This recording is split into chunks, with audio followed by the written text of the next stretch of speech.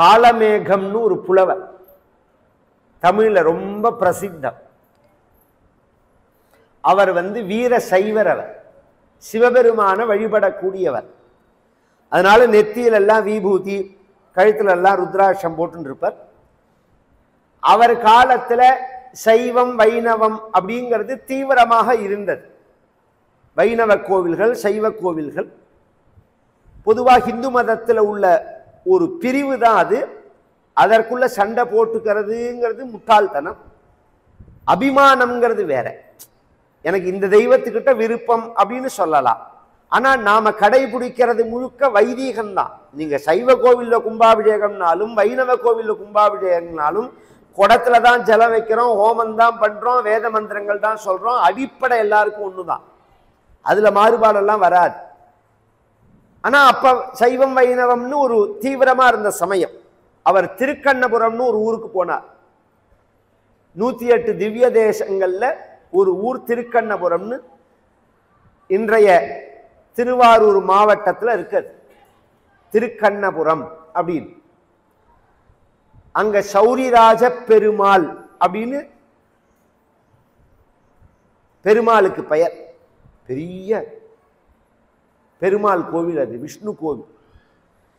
இவர் உள்ள போன உடனே அந்த காலத்துல ஹோட்டல் கிடையாது, கோவில்ல பிரசாதத்தை தான் வாங்கி சாப்பிட்டாகணும். இல்லை எங்கேயாவது அன்னதான சத்திரம் இருந்தா சாப்பிடலாம். அந்த ஊர்ல என்ன விசேஷம்னா முனியோரம் பொங்கல் அப்படின்னு ஒண்ணு ரொம்ப பிரசாதத்துல விசேஷம். இப்ப திருப்பதி போனா லட்டுன்னு சொல்றமோனோ, அது மாதிரி பழனி போனா பஞ்சாமிர்தம்னு சொல்ற மாதிரி இந்த திருக்கண்ணபுரத்துல முனியோரம் பொங்கல் அப்படிங்கிறது விசேஷம். இவர் உள்ள போனா இவரை யாருமே கண்டுக்கல, இவர் யாருமே திரும்பி பார்க்கல. ஏன் அப்படின்னா இவர் நெத்தி முழுக்க விபூதி ருத்ராட்சத்தை போட்டு இருக்கார். அதனால யாருமே இவர் திரும்பி பார்க்கல. இவருக்கு நேரம் ஆக ஆக ஒரு சந்தேகம் வந்துருக்கு, நமக்கு பொங்கல் கிடைக்குமா கிடைக்காதான்னு. பச்சிக்கிறது இப்ப கொடுப்பார்களா கொடுக்க மாட்டார்களா நமக்கு.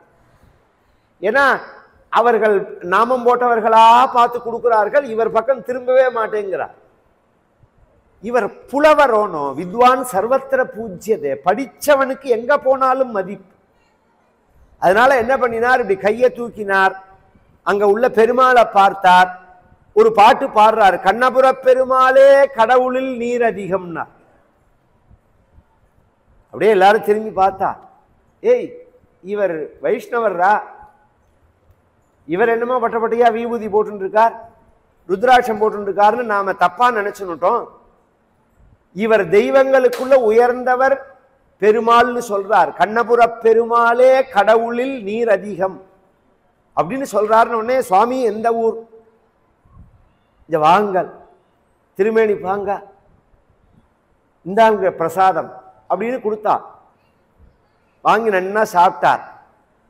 பொதுவா பெருமாள் பிரசாதம் சாப்பிட்டா கை தொடச்சுக்க கூடாது, அலம்ப கூடாது. உடனே அவர்கள்லாம் சொன்னார்கள், மேல சாதிக்கணும், சாதிக்கணும்னா பாதி பாட்டுல நிக்கிறது, அந்த பாட்டை முழுமையா நீங்க சொல்லணும் அப்படின்னா. சொல்றேன்னார் அவர். கண்ணபுர பெருமாளே கடவுளில் நீர் அதிகம் அப்படின்னு சொல்லி நிறுத்தியிருக்கார். அடுத்த பாட்டு சொன்னார், உன்னில் நான் அதிகம்னார். தெய்வங்களுக்குள்ள நீ பெரியவன், உன்னை விட நாம் பெரியவன். என்ன சுவாமி, பெருமாளை காட்டிலும் நீங்க பெரியவர்னு சொல்றேன். சொல்றேன்னாரு. அதுக்கு விளக்கம் சொல்லணுமோ, எப்படின்னு சொல்லணுமோ. சிவனுக்கோ ஒரு பிறப்பு, உனக்கோ 10 பிறப்பு, என் பிறப்போ எண்ணி தொலையாது, அதுல நான் ஃபர்ஸ்ட்னார் அவர். சிவபெருமான் ஒரு தடவை தான் பிறந்திருக்கார், நீயோ 10 தடவை பிறந்திருக்க. நான் பிறந்ததை கணக்கு எடுத்தேன்னா, நான் எங்க அம்மாட்ட குடிச்ச பாலை கணக்கு பண்ணா நீ படுத்துட்டு இருக்கிற பார்க்கடலுக்கு மேல போயிடும். ஒண்ணுமே பண்ண முடியல அவர்களால. பொங்கலும் கொடுத்தாச்சு, அதை வாங்கி உள்ளேயும் போட்டு விட்டார் அவர். வயத்துக்குள்ள போனதை வாங்கவும் முடியாது. தசாவதாரம் இல்லை, 24 அவதாரம். அதுல முக்கியமான அவதாரம் வியாசாவதாரம். ஏன் அப்படின்னு சொன்னா, ராமாவதாரம், கிருஷ்ணாவதாரம், நரசிம்ம அவதாரம், ஹயக்ரீவ அவதாரம், கூர்மாவதாரம், வராக அவதாரம் அப்படின்னு இன்னைக்கு எல்லாரும் சொல்றோம். இதெல்லாம் நமக்கு எப்படி தெரியும்? யார் சொன்னா? இதெல்லாம் நமக்கு சொன்னது யார்? வியாசர் தான். வியாசர் சொல்லலைன்னா இது எதுவுமே நமக்கு தெரிஞ்சிருக்காது. வியாசர் எழுதி வைக்கலன்னா இந்த நூல்கள்லாம் நமக்கு கிடைச்சிருக்காது.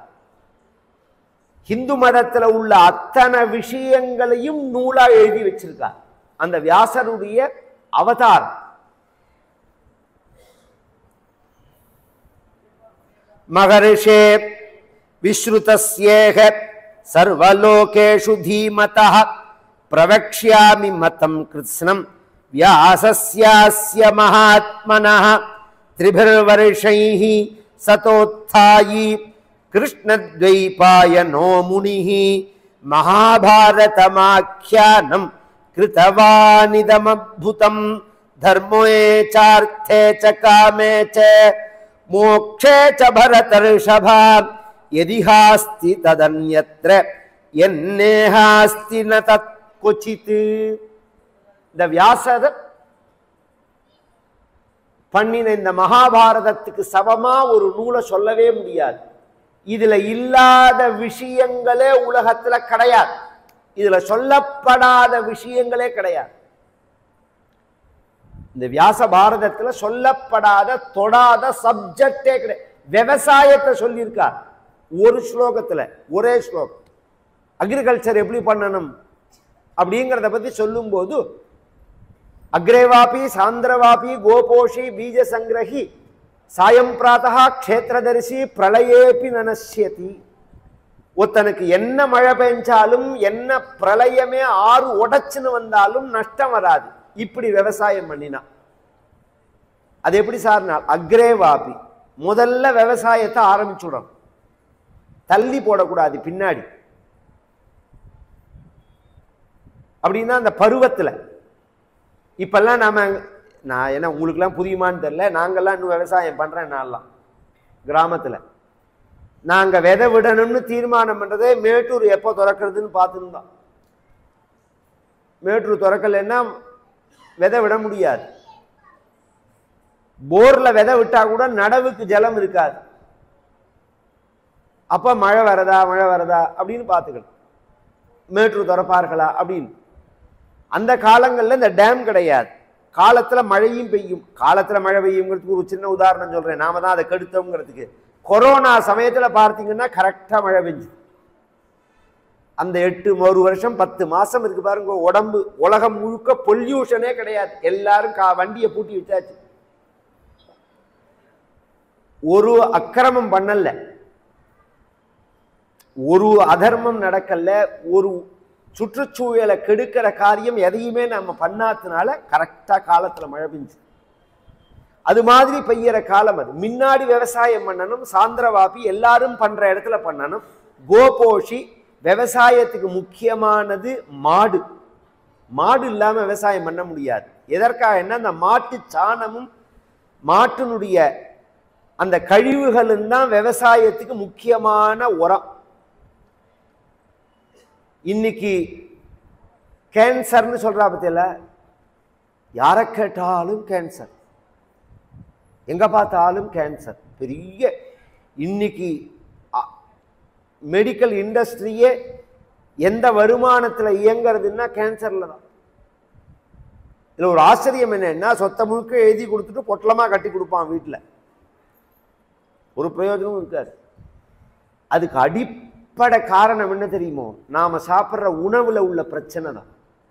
சில பேர் சொல்லுவார்கள், நான் ஒரு கெட்ட பழக்கமும் என்கிட்ட கிடையாது, ஒருத்தருக்கு அவருக்கு எப்படி கேன்சர் வந்ததுன்னா, இந்த யூரியா, இந்த டிஏபி, பூச்சி மருந்து, இந்த 3ஐயும் ரிமூவ் பண்ணிவிட்டா கேன்சர் இருக்காது. இதுதான் முக்கிய காரணம். ரொம்ப பேருக்கு அது தெரியாது, அதனாலதான் வருதுங்கிறதே தெரியாது. இப்ப கேட்கலாம், அதை எடுத்துட்டா அப்புறம் எப்படி விவசாயம் பண்ண முடியும்? இது மாதிரி ஒரு கேள்விக்கு நான் கேட்கிறேன், இது மாதிரி ஒரு நிலைக்கு நம்மளை கொண்டு தள்ளி விட்டது எந்த பாவிகள்? பிரிட்டிஷ்காரன் தான். அவன் கொண்டு வந்துட்டு நம்ம கிட்ட இதெல்லாம் திணிச்சுட்டு அவன் இப்ப எப்படி என்னத்தை திங்கிறான்னா ஆர்கானிக்கல்ங்கிறான், இந்த கெமிக்கல் இல்லாத உணவு அப்படிங்கிறான். நம்ம முன்னோர்கள் செஞ்சதே கெமிக்கல் இல்லாத விவசாயம் தான். அது அந்த அளவுக்கு லாபம். ஒரு பசுமாட்டை வச்சுண்டு 5 ஏக்கர் விவசாயம் பண்ணலாம். அந்த அளவுக்கு அந்த பசுமாட்டோட உரமே போதும். அப்படிலாம் அந்த காலத்துல இருந்தது. அந்த டெக்னிக்கெல்லாம் இன்னைக்கும் சொல்லி தரதுக்கு தயாரா இருக்கும். ஜனங்கள் ஃபாலோ பண்றதுக்கு தயாரா இல்லை. அதுதான் பிரச்சனை. ரிஸ்க் எடுக்க மாட்டேங்கிறார். ஆனா இந்த ஆர்கானிக்கல்ங்கிற பேர்ல ஏகப்பட்ட வியாபாரம் நடக்கிறது. கோபோஷி பீஜ சங்கிரகி, சீடு சேகரிக்கணும். விதை ரொம்ப முக்கியம். விதை இன்னொருத்தர் கையை எதிர்பார்த்து இருக்கக்கூடாது. சாயம் பிராத்தகா க்ஷேத்திர தரிசி, காலையிலையும் சாயங்காலமும் நாம என்ன அக்ரிகல்ச்சர் பண்றோமோ அந்த இடத்த போய் நாம பார்க்கணும். இதெல்லாம் விவசாயத்தை பத்தி வியாசர் சொல்றது. இது மாதிரி ஏகப்பட்ட விஷயங்கள். இவருடைய அவதாரம் எப்படி, இவர் செஞ்ச காரியங்கள் என்ன அப்படின்னா, உபரிச்சர வசூன்னு ஒரு ராஜா. தேவோபபோக்யம் திவ்யம் ஸ்வாம் ஆகாசே ஸ்பாட்டிகம் மகதி ஆகாசகம் துவாம் பகதம் விமானமுபகத்யதே. ஒரு ஃப்ளைட் வச்சிருந்தான், விமானம் வச்சிருந்தான். அவனுக்கு உபரிச்சர வசூன்னு பேர். உபரிச்சரன், உபரின்னா ஆகாசத்துல, சரன்னா போறவன் அர்த்தம். ஒரு விசேஷம் சொல்றேன். விமானம்ங்கிற வார்த்தை இருக்கு. இந்த நூல் எழுதி 5000 வருஷம் ஆகுது. இந்த வியாச பாரதம் எழுதி 5000 வருஷம் ஆகுது. இந்த ஃப்ளைட் அப்படிங்கிறத இப்பதான் கண்டுபிடிச்சார்கள் அப்படின்னு சொல்றோமோ இல்லைன்னு அர்த்தம். ஒரு காலத்துல நம்மளுடைய நாட்டில் இது இருந்தது, இந்த டெக்னாலஜி. இதுக்கு 2-3 திருஷ்டாந்தம் சொல்றேன். ராமர் ராவணனை வதம் பண்ணிட்டு திரும்பி போனது விமானத்துல தான் போனார்னு இருக்கு. புஷ்பக விமானம்னு பெயர். அதெல்லாம் நம்புற மாதிரி இருக்கா சார் அப்படிங்கிறவர்களுக்கு இன்னும் புரியுற மாதிரி சொல்றேன். விமானத்தை நாம் இயக்கிறது எதுல இயக்குறோம்? இப்ப பெட்ரோல்ல இயக்குறோம். ராக்கெட் எல்லாம் பெட்ரோல்லையா போறது? இல்ல, அதோட ஃபியூல் வேற. இப்ப ஒவ்வொன்றும் இயங்கிறது. அந்த காலத்துல கப்பல் இயங்கிறதே காத்துல இயங்கினது. இப்ப மின் சக்தியில பேட்டரியில ஓடுற கார்லாம் வந்திருக்கு. ஒரு பையன் கூட இப்ப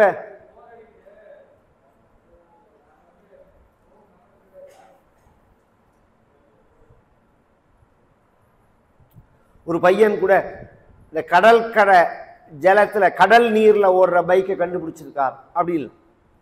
இது மாதிரி மொத்தம் 27 பொருள், 27 பொருளால விமானத்தை இயக்க முடியும்னு பாரத்வாஜர்னு ஒரு மகரிஷி எழுதி வச்சிருக்கார்.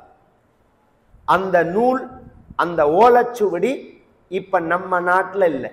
எங்க இருக்கு தெரியுமோ? லண்டன்ல இருக்கு. லண்டன்ல மியூசியத்துல இருக்கு.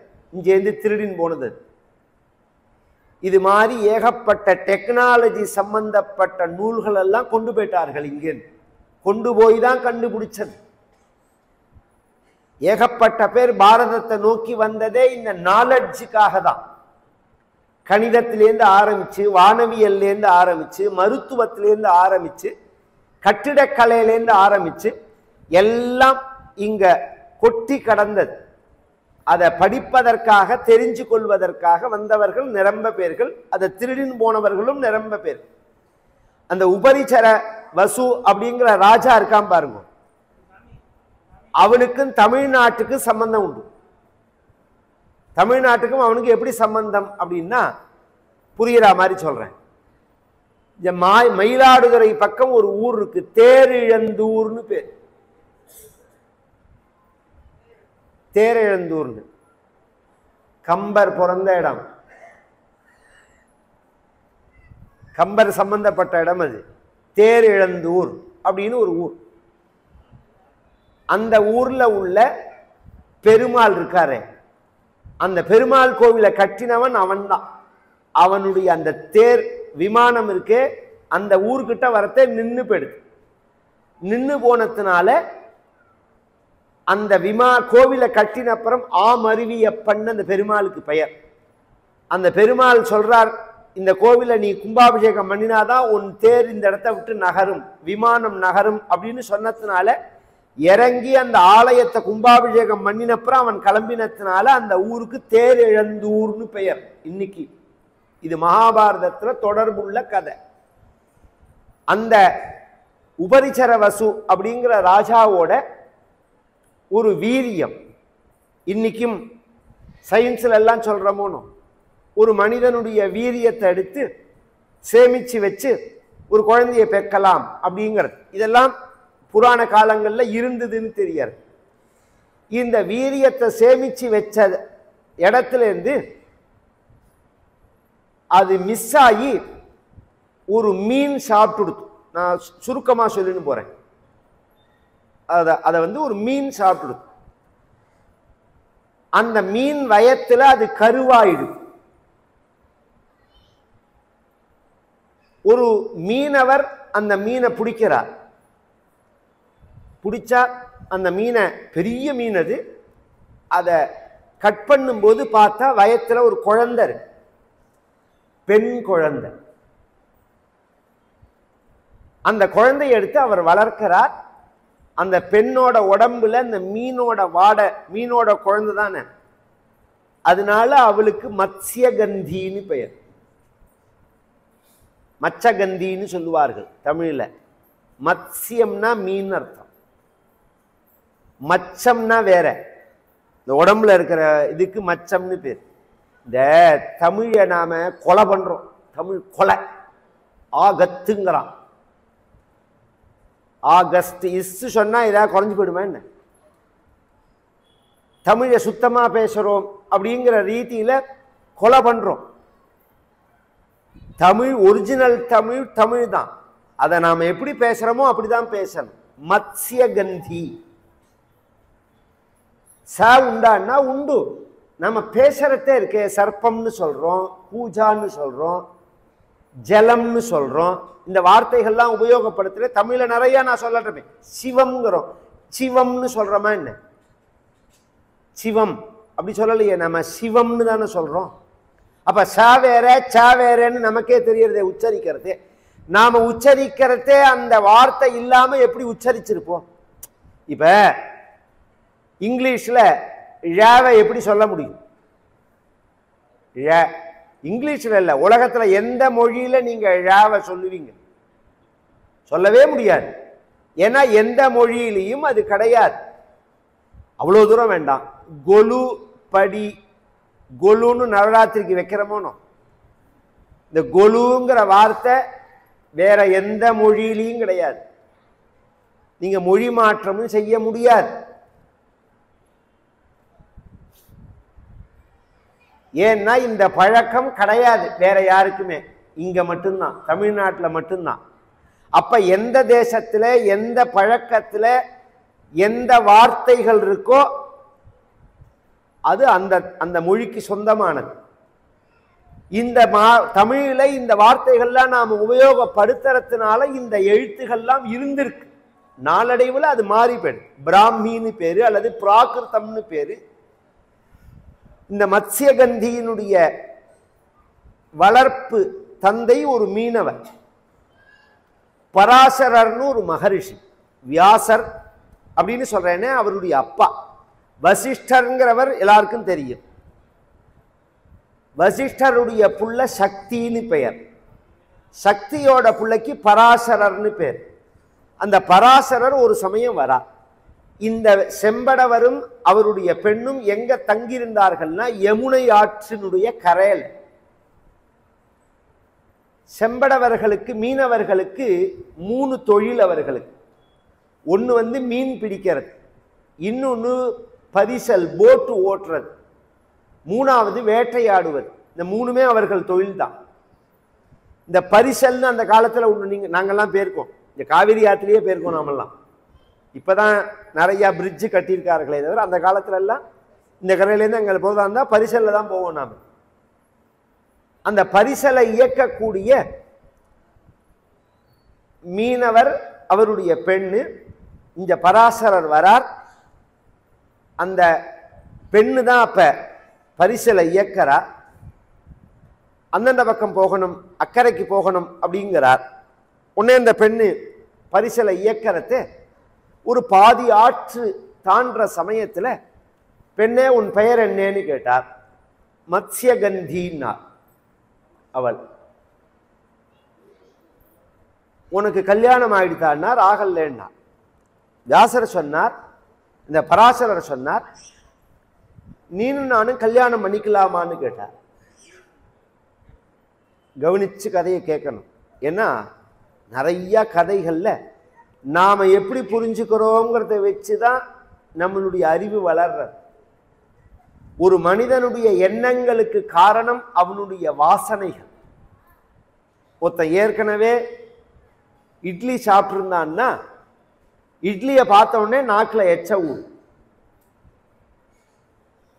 இட்லின்னா என்னன்னே தெரியாத ஒருத்தனை கொண்டு வந்து இட்லியை காமிச்சா என்னது இதுன்னு தான் கேட்பான். இப்ப நம்ம வாழைப்பழத்தை பார்த்தோம்னா சாப்பிடணும்னு தோணும். இந்த கொடைக்கானல் ஊட்டிலாம் போனோம்னா போற வழியிலெல்லாம் நிறைய பழம் வச்சிருப்பாரு. இந்த குழந்தைகளுக்கு வேணா தெரியும். நம்மளே மாதிரி வயசானவர்கள் அதை பார்த்த உடனேவே அது என்னது ஒரே முள்ளு முள்ளா இருக்கு, இப்படி என்னது இது, இல்லை சார் இது வந்து நல்ல பழம் சார், நீங்க சாப்பிட்டு பாருங்கன்னா நமக்கு அவன் அறிமுகப்படுத்துவார். அப்புறம் சாப்பிட்ட அப்புறம் தான் நாம சொல்லுவோம். அதுக்கு முன்னாடி அதை பார்த்தாலே அது வேணும் இருக்கும். நமக்கு பழக்கம் இருந்தா மனசுலேருந்து எண்ணம் வெளியில வரும். பழக்கம் இல்லைன்னா எண்ணம் வராது. இது அடிப்படையா வச்சிருந்தா மேல சொல்ற விஷயம் புரியும். இந்த பராசரருங்கிறவர் முனிவர், சித்தர். அவர்களுக்கு காம எண்ணம் கிடையாது. காமம்ங்கிறது அவர்களுக்கு அற்று போனது. ஏன்னா காமம் அற்று போனாதான் ஊர்த்வரேதஸ்வியாகி சித்திகள் ஏற்படும். சித்திகள் வந்து யார் பிரம்மச்சரியத்தோடு இருக்கார்களோ அவர்களுக்கு தான் ஏற்படும். அவர் சொன்னார், நான் ஒரு விஷயம் சொல்றேன். இப்ப வானவியல் சாஸ்திரப்படி இந்த சமயத்துக்கு ஒரு குழந்தை பிறந்தா உலகத்துக்கே உயர்ந்தவனா அவன் இருப்பான். அதற்கு அந்த பெண்ணு கேட்டா, இப்ப உடனே எப்படி பிறக்கும்னு கேட்டா. இப்ப உடனே பிறக்கும், நீ அனுமதிச்சான்னா. எப்படி அனுமதி அப்படின்னு கேட்டா, நான் உன்னை தொடமாட்டேன், இது அனுக்கிரகம். இதெல்லாம் ஆச்சரியமா இருக்கும். ஒரு 50 வருஷம் முன்னாடி இந்த கதைகள்லாம் சொல்றதே நாங்களே திணறுவோம். இதை எப்படி விளக்கிறது ஜனங்களுக்கு அப்படின்னு புரியாது. இன்னைக்கு உடம்பு சம்பந்தம் இல்லாம குழந்தை பெற்றுக்க முடியுமா? முடியாத. ஒரு ஆண் பெண் தொடாம குழந்தை பெற்றுக்க முடியுமா? முடியாது. இன்னைக்கு நிரூபிச்ச உடனே ஒத்துக்கிறீங்களோன்னு. நம்ம இதிகாசம் புராணம் சொல்லும் போது அந்த அறிவு எங்க போச்சு? அதை ஏன் கொச்சப்படுத்துகிறீர்கள்? நம்ம இதிகாச புராணங்கள்லாம் அப்படிதான் சொல்றது. அது என்ன சொல்ல வருதுன்னு நாம தெரிஞ்சுக்கணும். அது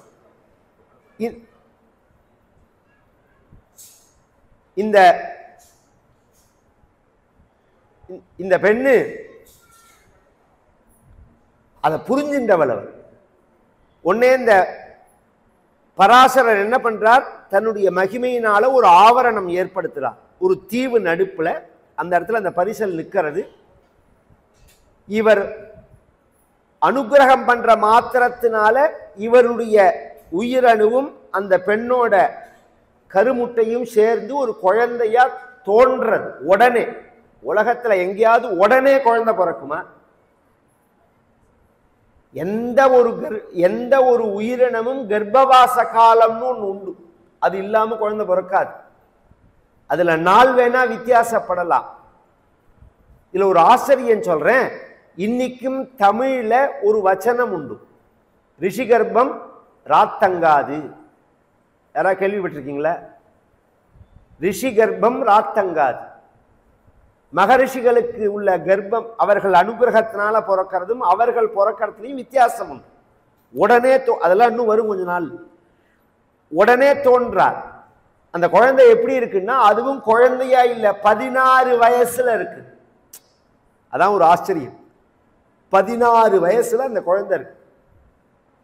அந்த குழந்தைய அவர் யாருன்னா அவர் தான் வியாசர். அவருக்கு ஒரிஜினல் பெயர் என்ன அப்படின்னு சொன்னா கிருஷ்ணத்வைபாயனர்னு பெயர். கிருஷ்ணா அப்படின்னா இந்த யமுனை நதியோட பெயர். த்வீபம் அப்படின்னா 4 பக்கமும் நீரால் சூழப்பட்ட இடத்துக்கு த்வீபம்னு பெயர். யமுனையில நடுப்புல ஒரு மண் மடுவுல இவர் தோன்றினார். யமுனைக்கு கிருஷ்ணான்னு பெயர்.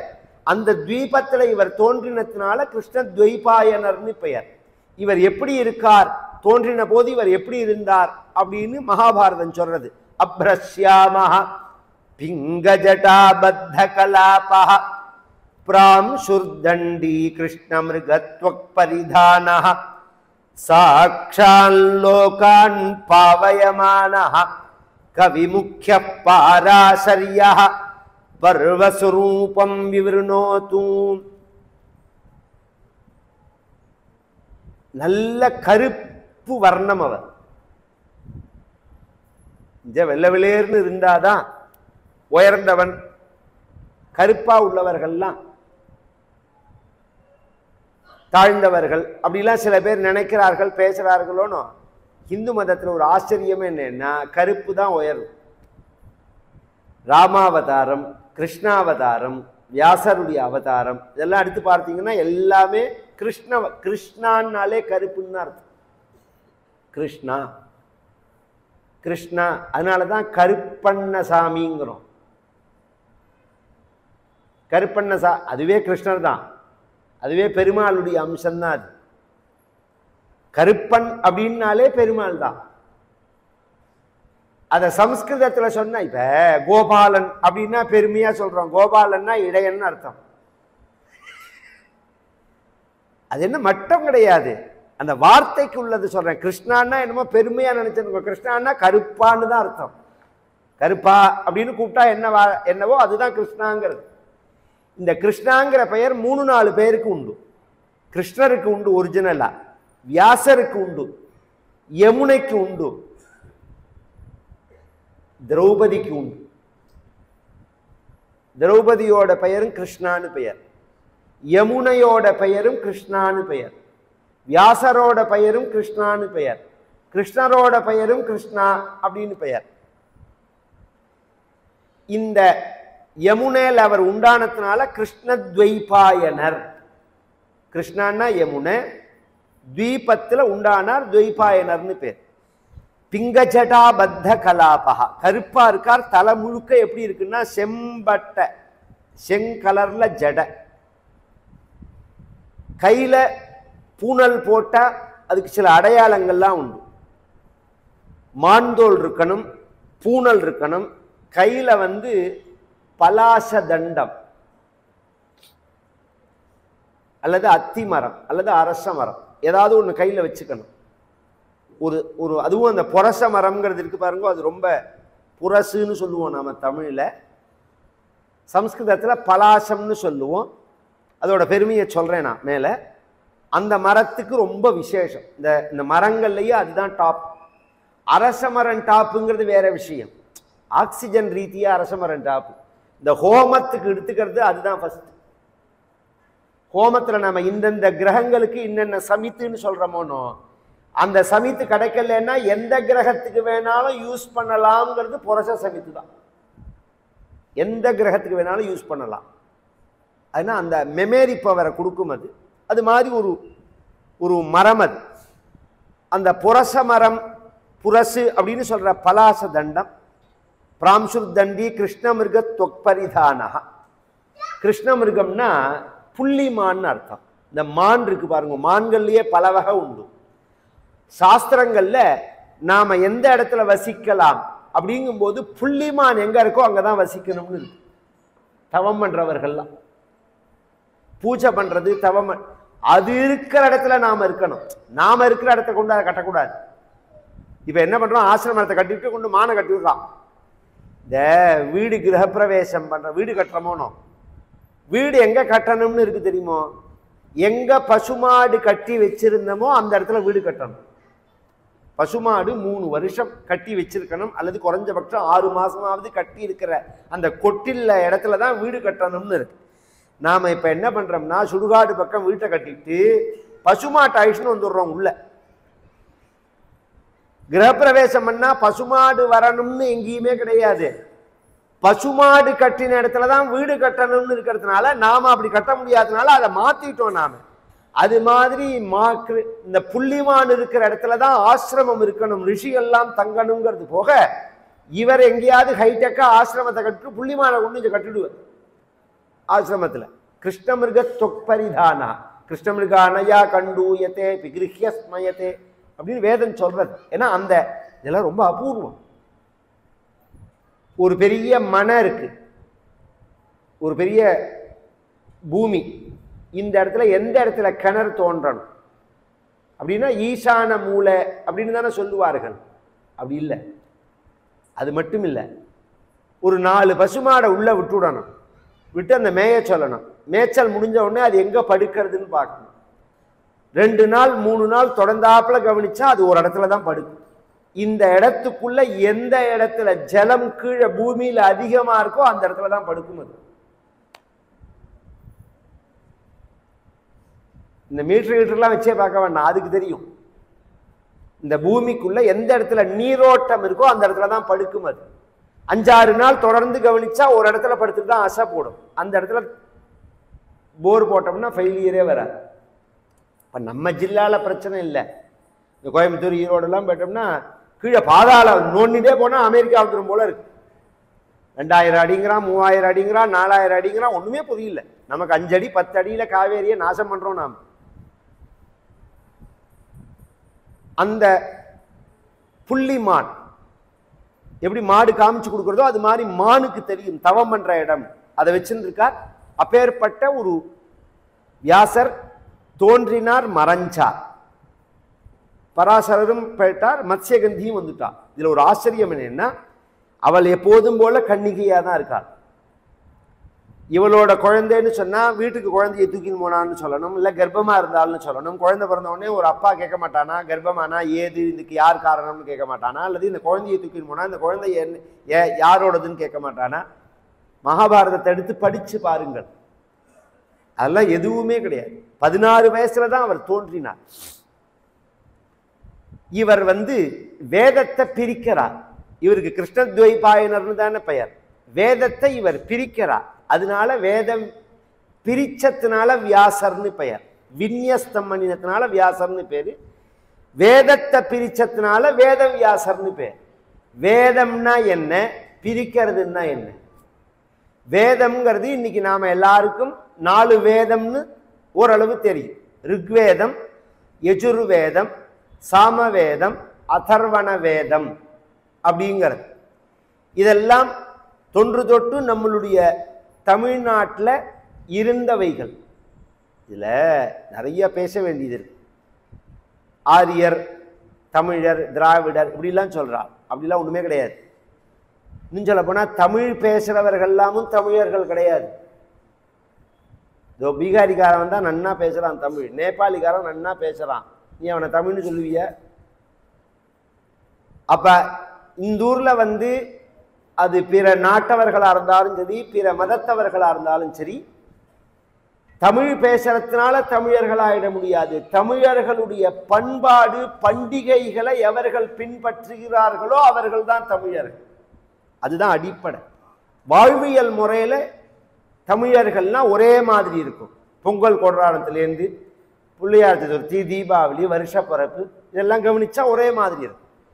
அதுல 1700 வருஷம் முன்னாடி இருந்த நம்ம மணிவாசக பெருமான் திருப்பள்ளி எழுச்சியில சொல்லுவர், இனி சருவீனையர் யாழினர் ஒரு பால் இருக்கொடு தோத்தீரம் இயம்பினர் ஒரு பால் துண்ணிய பிணை மலர் கையினர் ஒரு பால் தொழுகையர் அழுகையர் துவல்கையர் ஒரு பால் சென்னியில் அஞ்சலி குப்பினர் ஒரு பால் திருப்பெருந்துறை ஊரை சிவபெருமானே என்னையும் மாட்கொண்டு இன்னருள் செய்த எம்பிரானே பள்ளி எழுந்தருளாயே அப்படின்னு தமிழ் 1700 வருஷம் முன்னாடி.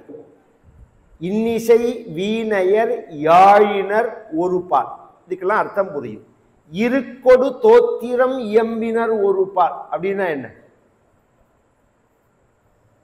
இருக்கொடு, இறக்குன்னா ரிக்வேதம்னு அர்த்தம். முதல்ல கோவில் திறந்தா முதல்ல என்ன வேதம் சொல்லணும்னா ருக்வேதம் தான் சொல்லணும். அக்னிமீலே புரோஹீதம் யஜ்ஞஸ்ய தேவமிருத்விஜம் ஓதாரம் ரத்னதாதமம் அப்படின்னு முதல் வேதம் ருக்வேதம் தான். அதனால ஆரம்பிக்க காலங்காலத்தால ருக்வேதம் சொல்றார்கள்னு சொல்றார் மணிவாச்சகர். கோவில் வாசல்ல ருக்வேதம் சொல்லிட்டு வேதியர்கள்லாம் நிற்கிறார்கள். அப்படி இருந்த நாடு அது. இந்த ருக்வேதம், யஜுர்வேதம், சாமவேதம், அதர்வண வேதம் அப்படிங்கிறது ஒரு தொகுப்பா இருந்தது. இத பிரிக்கிறார். எதனால பிரிச்சார்? வேதம் அப்படின்னா என்ன? வேதம்னா வார்த்தை எல்லாருக்கும் தெரியும். அப்படின்னா என்ன? இவர் எந்த காரணத்தை வச்சுட்டு இதை பிரிக்கிறார் அப்படிங்கிறது தெரிஞ்சுக்கணும்னா நாளை சாயங்காலம் 6:30 மணிக்கு வாங்க. கல்யாண ரூபாய கலமுஜனானாம் கல்யாணதாத்ரே கருணா சுதாப்தே கம்பாதி திவ்யாயுத சத்கராய வாதாலயாதீஷ நமோ நமஸ்தே. நாராயண நாராயண நாராயண நாராயண நாராயண நாராயண நாராயண நாராயண நாராயண நாராயண நாராயண நாராயண நாராயண நாராயண நாராயண. அது மாதிரி நாளைக்கு இந்த வியாசரோட சொல்லி முடிச்சுட்டு பீஷ்மருடைய கதை. பீஷ்மரோட ஒரிஜினல் பெயர் பீஷ்மர் இல்லை. அதான் ஆச்சரியம். இன்னைக்கு இந்த புனை பெயரோ பட்ட பெயரோ புதுசு புதுசா வச்சுக்கிறதோ இன்னைக்கு வரதில்லை. புராண காலங்கள்லேருந்து இருக்கு. ராமர் அப்பாவுக்காக சொத்தை விட்டுட்டு காட்டுக்கு போனார். பீஷ்மர் அப்பாவுக்காக வாழ்க்கையை துறந்தார். அவ்வளவு உயர்ந்த தியாகிகள் வாழ்ந்த நாடு இது. அதுக்காக சொல்றேன். அந்த கதையை கேட்டா நமக்கு கண்ணிலேருந்து கண்ணீர் வரும். அப்பேற்பட்ட உயர்ந்த கதை நாளைய தினம்.